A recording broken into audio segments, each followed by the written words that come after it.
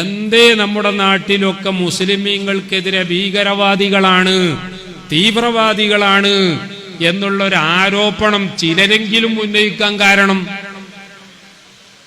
അവരുന്നയിക്കാനുള്ള കാരണം ഇനിയിപ്പോ ആർക്കും മനസ്സിലാകാത്തതില്ല. ഇന്ന് എനിക്ക് തോന്നുന്നു മാതൃഭൂമി TV ചാനലിൻ്റെതാണെന്ന് തോന്നുന്നു. ഞാനൊരു റിപ്പോർട്ട് കാണുകയുണ്ടായി.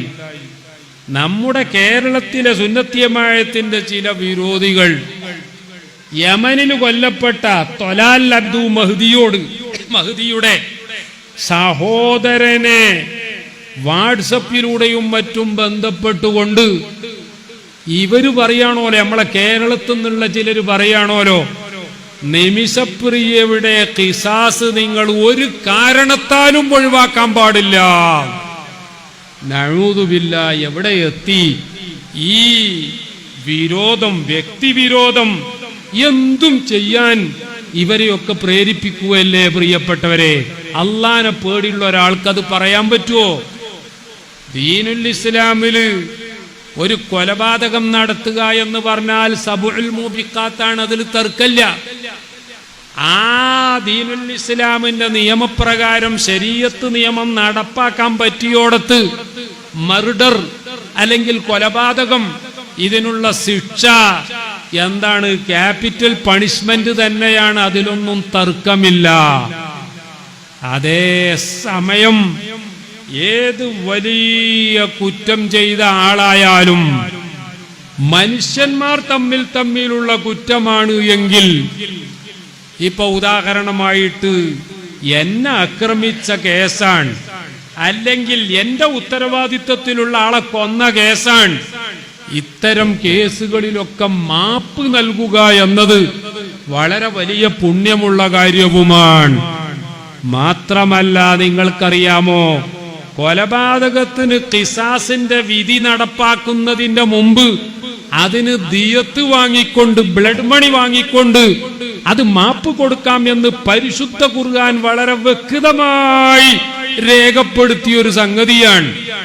ആ ഒരു സംഗതിക്ക് ഇടപെട്ടുകൊണ്ട് ആർക്കെങ്കിലും അത്തരം ഒരു മാപ്പിന് സഹായിക്കാൻ കഴിഞ്ഞാൽ ദീനുൽ ഇസ്ലാം അതിനെ വലിയൊരു പുണ്യമായി കാണുന്ന വിഷയമാണ്.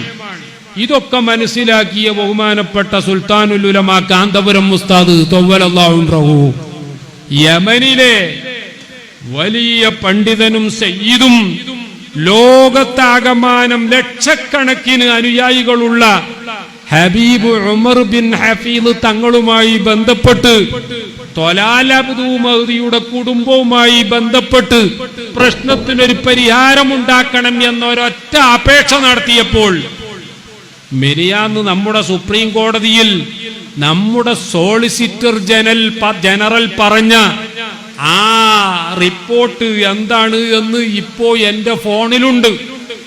Solicitor general Venkata Ramani supreme കോടതിയുടെ ജഡ്ജിമാരുടെ മുമ്പിൽ പറഞ്ഞത്, there is a point till which we can reach and we have already reached that point. We may not be able to cross that point. എന്താ പറഞ്ഞത്? ഒരു ഗവൺമെന്റ് എന്നുള്ള നിലക്ക് ഈ കേസിൽ ഞങ്ങൾക്ക് മാക്സിമം എത്താൻ പറ്റിയൊരു പരിധിയുണ്ട്, ഒരു പോയിന്റുണ്ട്. ആ മാക്സിമം ഞങ്ങൾക്ക് ചെല്ലാൻ പറ്റിയൊരു പോയിന്റ് വരെ ഞങ്ങൾ പോയി.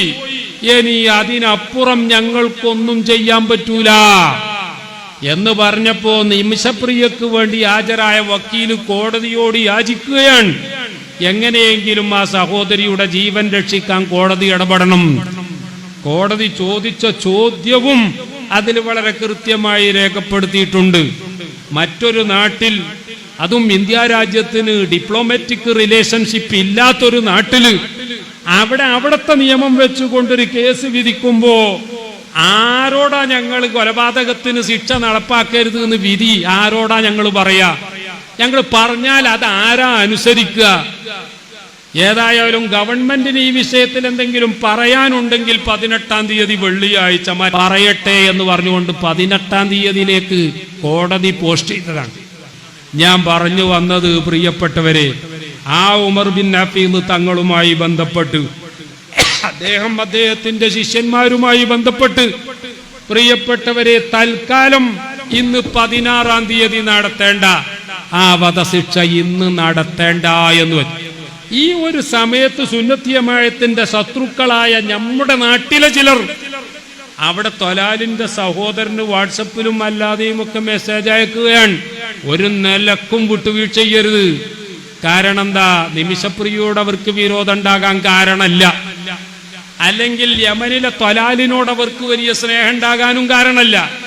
പക്ഷേ സൂഫി പണ്ഡിതനായ ഹബീബ് ഉമറോ, ആ സൂഫി പണ്ഡിതൻ ഇതിൽ ഇടപെടാൻ ബഹുമാനപ്പെട്ട കാന്തപുരം ഗ്രാൻഡ് മുഫ്തി ഓഫ് ഇന്ത്യയോ എന്നാ പിന്നെ നിമിഷപ്രിയ കൊല്ലപ്പെടുക തന്നെയാണ് വേണ്ടത് എന്ന രീതിയിൽ ചിന്തിക്കുന്ന പല സംഘികളും, ഞാൻ അങ്ങനെ തന്നെ പറയുന്നത്, ഞാൻ നേരത്തെ പറഞ്ഞ നമ്മുടെയൊക്കെ പേരുള്ള ചില സംഘികളുണ്ട്, അവരെ അടക്കം ഉദ്ദേശിച്ചുകൊണ്ടാണ്.